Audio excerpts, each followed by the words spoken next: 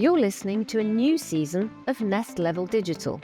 With an exciting lineup of speakers, we continue to reimagine the power of digital innovation. At Nestlé, we're embracing the future. From creating innovative nutrition solutions to being a force for good, we bring you insights from around the globe on how we're having an impact and inspiring change. Discover how digital technologies help us create a better tomorrow. Good morning, everyone. Welcome to another podcast of Vietnam Innovators. It's your host, Hao. Thank you for tuning in every single week and supporting the program. Without you, this would not be possible. Today, we have my dear friend, Binu Jacob. He is the CEO of Nestle in Vietnam, and it's his second time on the podcast. So it's been about 1.5, 2 years since he last came on. So a bit of a blast from the past, perhaps, and also an update about what's going on at Nestle and how Binu is doing as well. For those in the audience that have not followed up on the first podcast yet, perhaps a quick introduction from you, and then let's get started. Yeah, thanks, Hao. I'm Binu Jacob. I'm the chairman and CEO of Nestle in Vietnam, and it's been a wonderful 4 years for me here in Vietnam. I've been with the group for 27 years. So I'm really looking forward to talking to you a little bit more about Nestle than we did the last time. Fantastic, 27 years. That's incredible, Binu. And all the folks I've met throughout my career that have passed through the gates of Nestle, or the bird's nest, I guess you could say, to use an analogy, are just not only amazing people, but really stand for the values of the company, which are, in my opinion, like consistency, stability, just always at the top of the game. So congratulations on such a fantastic team. Why don't we just get started with a kind of a broad question at first. What new developments or initiatives are you most excited about at Nestle in the forthcoming years? Yeah, since the last time we spoke, which was almost about 2 years ago, and at that time the conversation was mostly around innovation. So I'm really excited that in the last 2 years we've really stepped up our game on innovation. So in the last 2 years we've innovated or renovated more than 90% of our portfolio. We've either changed the product based on a new consumer truth, changed the packaging, and we've come with a new product story. Right? And as you know, for us, we fundamentally believe that the starting point of any great sustainable business is product innovation. That's truly differentiated, that's truly consumer-centric. Yeah. But the one area that I'm really excited about today is commercial investment effectiveness. Now, I'm pretty sure you probably heard of the old saying, I think it was John Wanamaker who said this many, many years ago, that I'm pretty sure that 50% of my advertising spends are wasted. But the trouble is, I don't know which half. That was true for many, many years, but not any longer. I'm very happy that we finally found a way out on this, and Nestle Vietnam has been chosen by the group as one of the first markets worldwide to adopt this new tool called Plan IQ. So today, by just adjusting and changing our marketing mix, we can measure the impact on sales revenue. Just to give you an example, one of the biggest brands that we have in the company, all we did was we cut the redemptions that we invest on the brand by 50%, and we increased the sampling by an equal amount. And as a result, we've got more than 2.5% increase in sales revenue. Now just imagine, without even increasing your marketing spends, you can actually generate higher sales revenue. And for a business guy like me, this is absolutely magical. Yeah. That's fantastic. And I'm curious to see the data myself, if that's possible. Yeah. Sure, you can share that. The quote that you just shared really resonates with me personally as someone that works in the space. We are a media company. A lot of our revenue comes from advertising. And I see it a lot of the time too. And we try to advise our clients like how to spend the best and the most optimally, but especially in a market like Vietnam where perhaps the options on advertising are less or less developed, perhaps. There's opportunities for disruptors and innovators to come in to change the game. It requires this innovation. So when you mentioned Nestle Vietnam being one of the case studies at a global level, it's no wonder why, to be honest, because the market encourages that. So I think that's fantastic. Let's move over to the idea of, you mentioned the first podcast was about innovation. For me, more specifically, that was the idea of like localization versus globalization. Vietnam is this amazing test bed to try new products, iterate quickly, go to market quickly. So let's focus first on some of the products that you guys have. So what significant consumer trends in F&B have you observed in the Vietnamese market recently? And how is Nestle Vietnam adapting its strategies to align with those recent and current trends? Yeah. Now, if you recall, during COVID, there were many new trends that emerged at the time, right? But the reality is many of those trends didn't sustain, or in some cases, they've even reversed. Yeah. For instance, the trend of people working from home instead of going to the office. And as a result, their consumption patterns changed quite significantly. But that, as we all know now, is slowly but surely reversing back, right? But the one trend that we feel will stay in Vietnam is the trend that Vietnamese consumers are getting more and more discerning when it comes to choosing products on health and nutrition. You know, this is the reason why you see mushrooming of fitness centers all over Vietnam now. And it's also the reason why you're in the restaurant business as well. You see a lot of restaurants now opening up that are purely vegan. Right? And this is, in our view, coming from this need for healthier but yet tastier products. Right? So the way we see it is this trend of veganism and especially flexitarianism, people tending to choose sometimes to go vegetarian, is only going to increase. So as a result, from a company point of view, we've been trying to innovate around this trend. So we launched this thing called the mushroom bouillon, which is a take on the meaty bouillon many years ago, and it's been a huge success for us. Last year, we launched something called the plant-based oyster sauce. Again, oyster, but made from plants. This year, we are very excited. Just a few months back, we launched something called the apple fish sauce, which is actually a fish sauce. It tastes exactly like a fish sauce. You cannot tell the difference. Actually, I have a product here with me. But it's the surprising thing is it's made from apples and not fish. So this is the kind of innovation that we are pursuing, which is really based on consumer trends. And we see that product innovation that's centered around long-term consumer trends will start becoming more and more important in our portfolio moving forward. A side question to that point as well, it seems like the product development is quite fast. I don't know the exact timeline. Our conversations over lunch, sometimes I vaguely remember it being, as less as like 6 to 12 months in some cases. How long do you kind of put a product out to market to kind of get its feedback? How patient are you looking to be? Is it this immediate bump in terms of consumer response, or does it take a few months before you see that traction, would you say? In our view, you really cannot read anything in the first 6 months. Because any new product needs time for the awareness to generate, to trials to generate, and then the repeat purchases to come. And for many of our products, the frequency of consumption is not every month. Some of these products, people may buy this once every 3 months. Right? Exactly. So you need to wait to see the response rates. But the important thing is you need to go beyond the obvious measures of sales and market share. You really have to dig deep to see trial rates, repeat purchase rates, satisfaction rates before you decide whether there's something in this or not. So we usually are a bit more patient than most other companies. So aside from the veganism trend, or people being more flexible with their diets, on demand, off in some cases, are there any other highlights in recent years or months perhaps, and to look forward to? Yeah. So the other big trend is, the economy is not doing too well, especially in the last few years. And in times like this, people are making choices. So on certain categories, we are seeing the trend of premiumization. And on the others, we are seeing rapid trading downs happening. So depending on the category, you also have to view things differently. For instance, in our nutrition business, we are seeing rapid premiumization. Because when it comes to babies, moms don't want to make any kind of sacrifice. They go for the best. And then they make their sacrifices on the rest, which are daily products like commodities, oils, sugar, things like that, where they cut down or even go to cheaper brands. You mentioned about newborn babies. Another side comment there. I've been watching a lot of documentaries recently about other markets in Asia that are perhaps a bit more developed and older, like Japan and Korea, and the number of births have just really collapsed.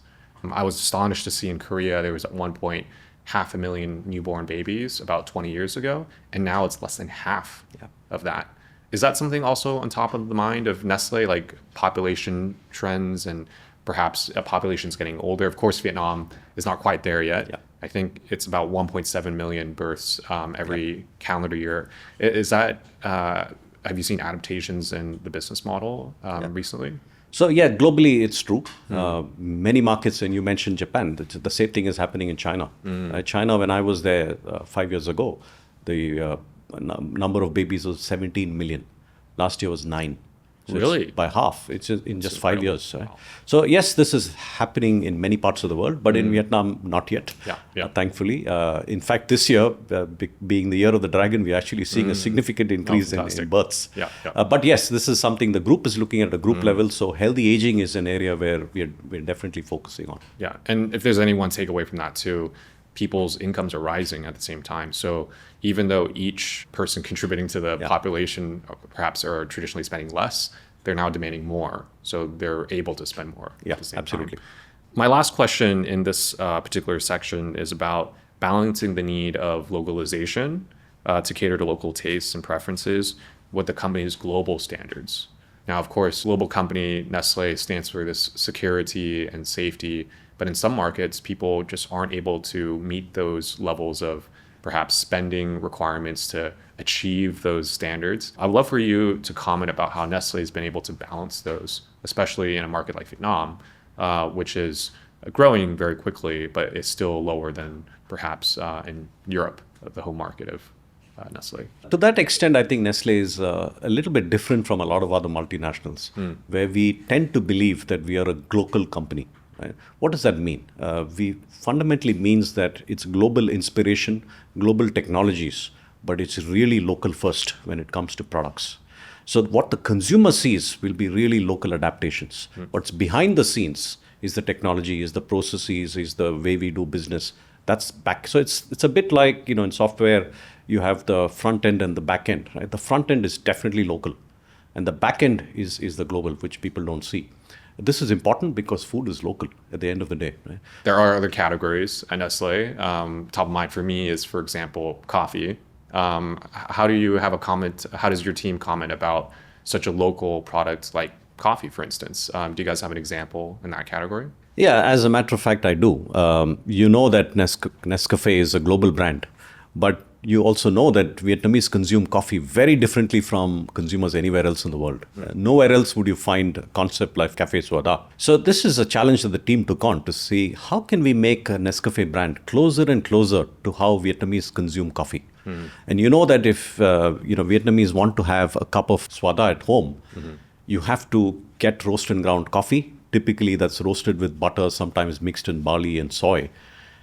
Put it into a fin, measure water accurately at the right temperature, pour that water into the fin, wait for many minutes for the extract to come out, take it out, mix it with precise amount of condensed milk, and then pour it over ice. Now this whole process may take many, many minutes, more than 15 minutes. And sometimes you may not get your perfect cup of coffee if you get your measurements wrong. Now imagine if you can get the same experience at home in just a few seconds.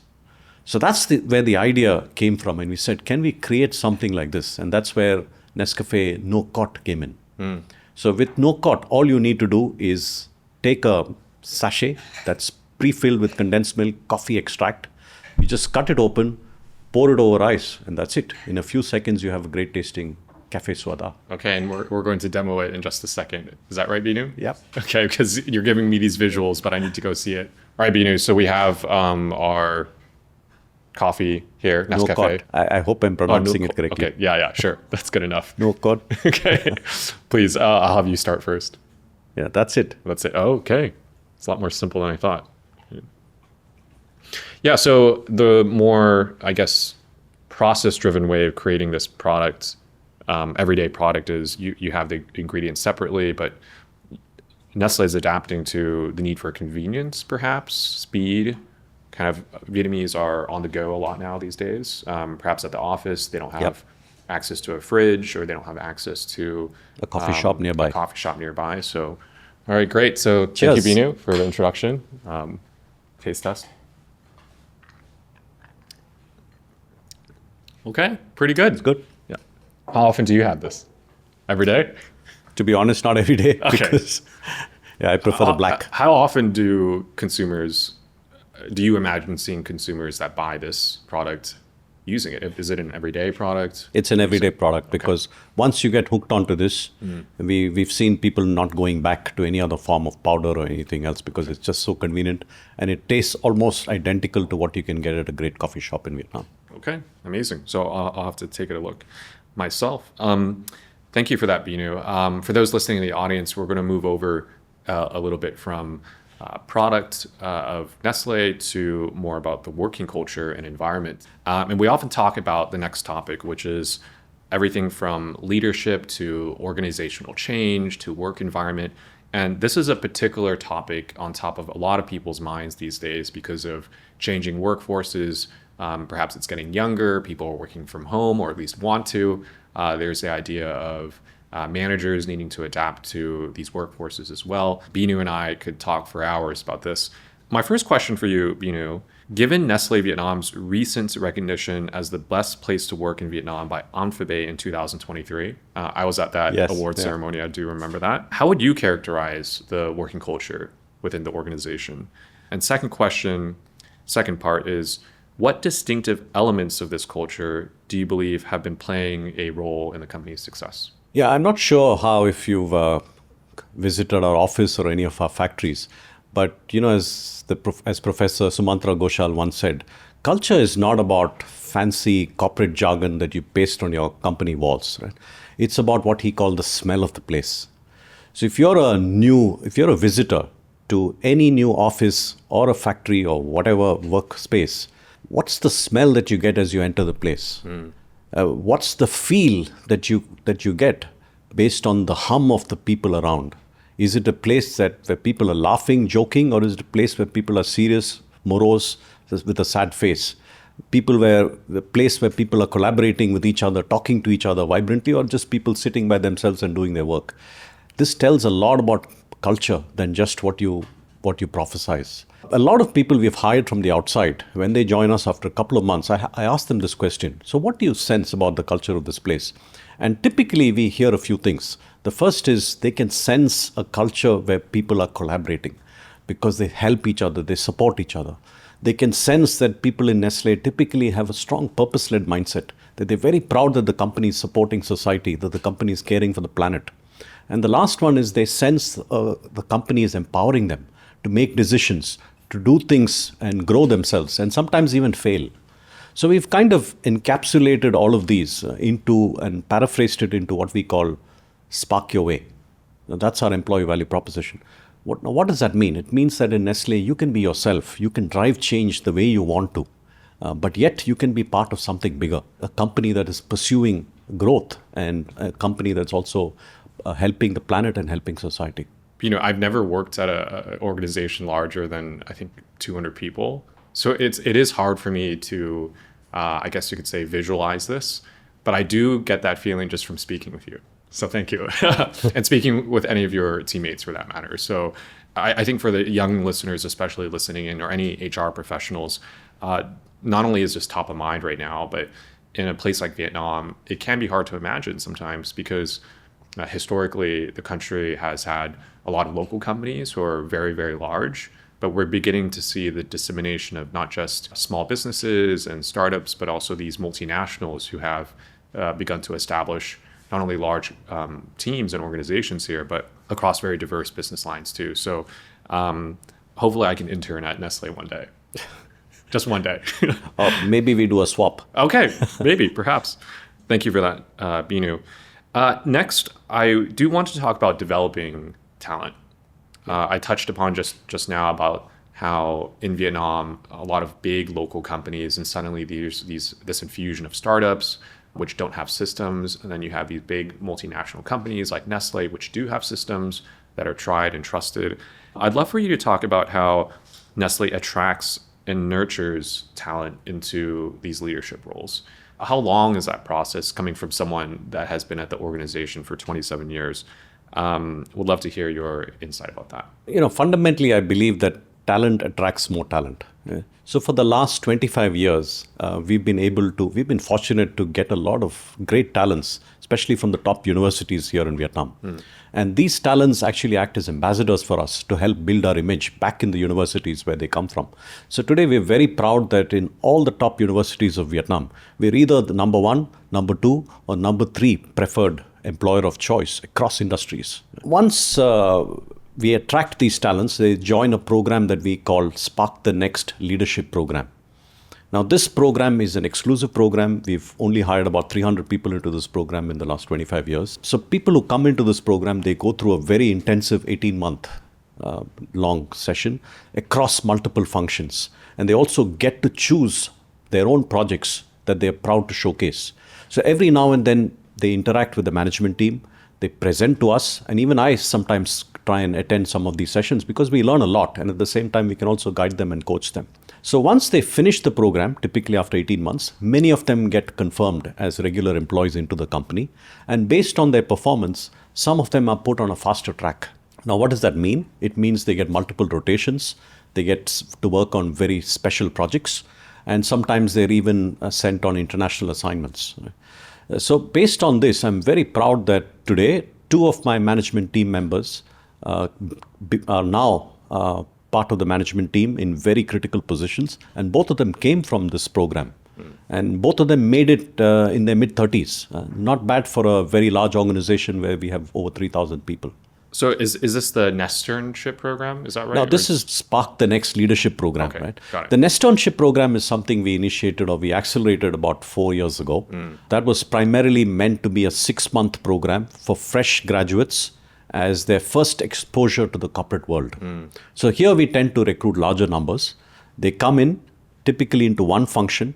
They work on 1 or 2 projects during their 6-month tenure. So here they get access to a few things. The first is at the end of the 6 months, they pretty much learn about business and end-to-end, specifically the function they work in, how it connects to the larger organization's objectives.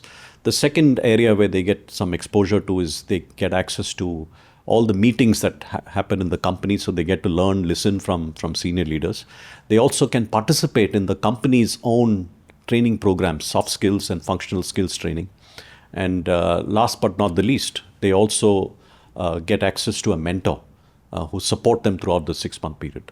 Okay, so Nestle has various different programs for different age groups, different experience levels. So there's a space for everyone. Yeah, pretty much there's a method to this, right? So typically Nesterns, once they complete their 6-month assignment, a few things can happen.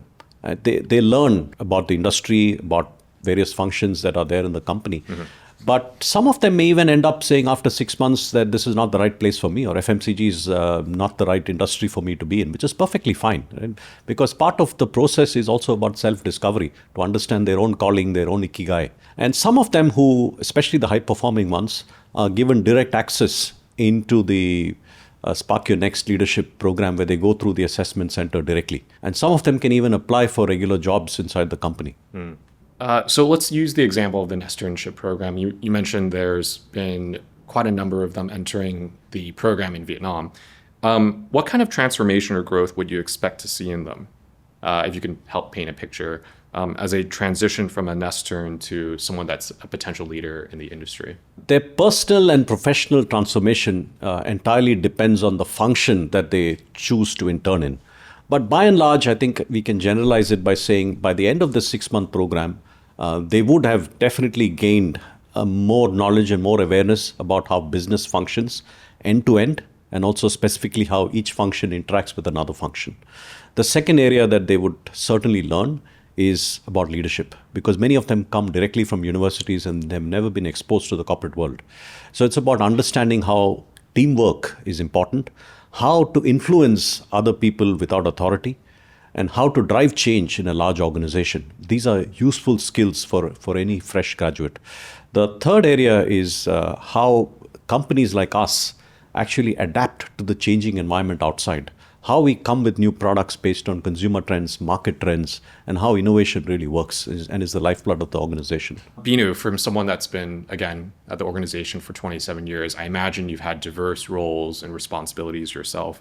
How does Nestle foster an environment where employees can explore those diverse career paths? Is it as simple as letting your manager know? Is it as simple as maybe perhaps applying through a program that goes down a different route? Paint a picture for us how that mobility within the organization can work. We have something called the Nestle Career Compass that actually is a tool to help employees to figure out what their path should be. Now, imagine there is someone who has a lot of interest in areas that are beyond what they're working on right now. I always believe that attitude is more important than aptitude. So for people who are comfortable stepping out of their current jobs and really having the courage to explore new things and have the hunger to learn new things, we open up new possibilities for them. They can diversify their career, they can broaden their career options. For example, we've had many cases when people working in operations in factories have moved on to sales jobs, and people in marketing have moved into human resources jobs. If the interest is there and the hunger is there, we encourage people to make these switches, and sometimes they even happen mid-career. But at the same time, we also know that not everybody wants to go broad. There are some people who really want to go deep and build expertise in certain areas. For example, we have a function called Consumer and Market Intelligence, which is a highly specialized function. There are people who join in that function and they're so passionate about it that they really go deep into that and learn expertise, and they're happy to grow within that function up. So no matter what your choice is, I think being a large organization, we constantly listen to the needs of our people and we try and adjust and adapt and give them various career opportunities. For someone like me, because right from the beginning, I was always fascinated by the world outside India.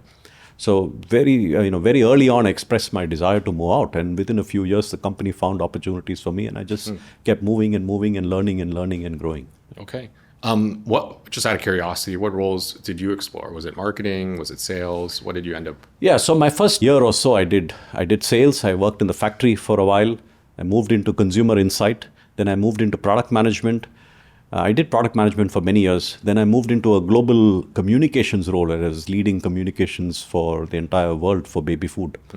And then I actually worked in a startup environment inside Nestle because we also have entrepreneurial startups. And actually, I worked on Nestle's first open innovation project where we worked with an external startup company. We tried to develop a new business model. It failed, but still, it was an experience that took me to the US and learned new things. For a year, I also worked on supply chain. And then I went back to India in marketing, and then I took the business head role, and I've been running businesses for the last 12 years. Perhaps the younger folks on the podcast, perhaps they're thinking about future leadership positions within Nestle itself or even outside, or anyone just interested in leadership in general. Is there a particular kind of department or role that you believe helped you build that leadership capacity? If you had to pinpoint one or two that really you took away a lot from? Yeah, actually, you do learn irrespective of the function that you're in, right? And the learning is very different. And I strongly believe you need to have varied experiences. And one of my mentors at IMD, he introduced this framework to me, which is called the STARS framework. And STARS stands for S, startups, turnarounds, accelerate, realign, and sustain.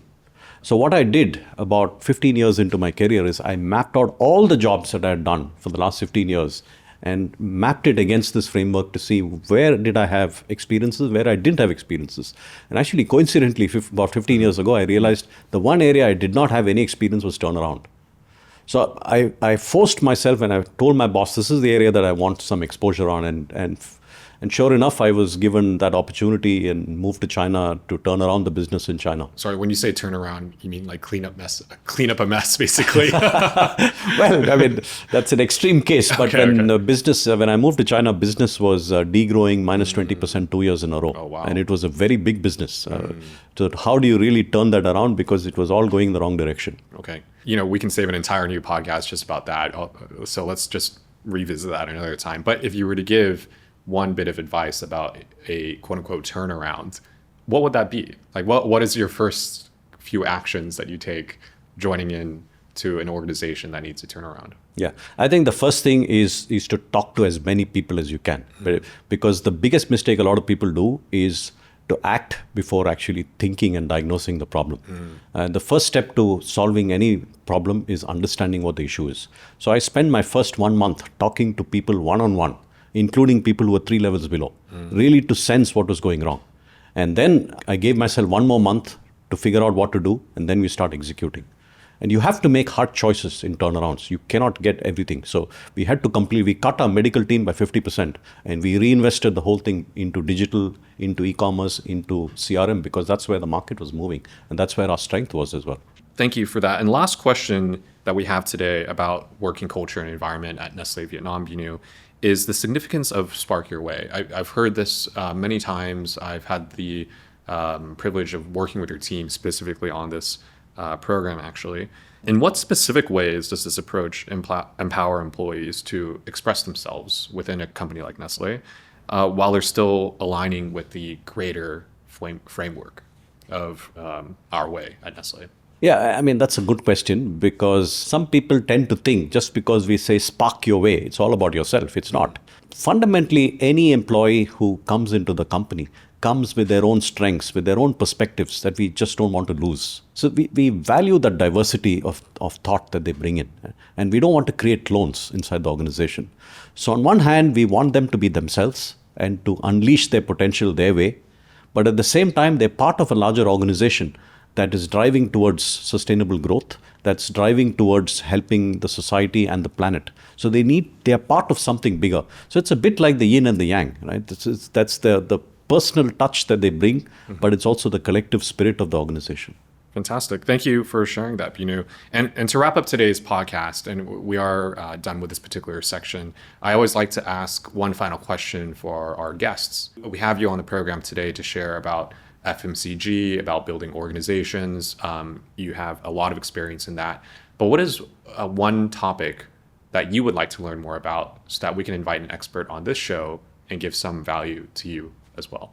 It could be a specific company, a person, industry, even not for professional purposes. It could even be for your personal life. Is there anything on top of your mind currently? Yeah, the one topic that's on top of my mind right now is about reinventing yourself. You know, there was a time when I started my career when you could follow a certain defined career path. But now, more and more I'm thinking about it.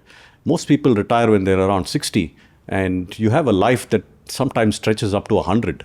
So how do you reinvent yourself in the next phase of your life that's not necessarily about what you've done in the previous 30 years, but the next 30 years may be something totally different. So I'll be very curious to see if you have people who are experts in this field who have constantly been reinventing themselves. That's a really great question and an answer, actually, Binu. I might need to ask them for their permission, but I have specific examples of people that I've done that, personal friends of mine who have reinvented themselves.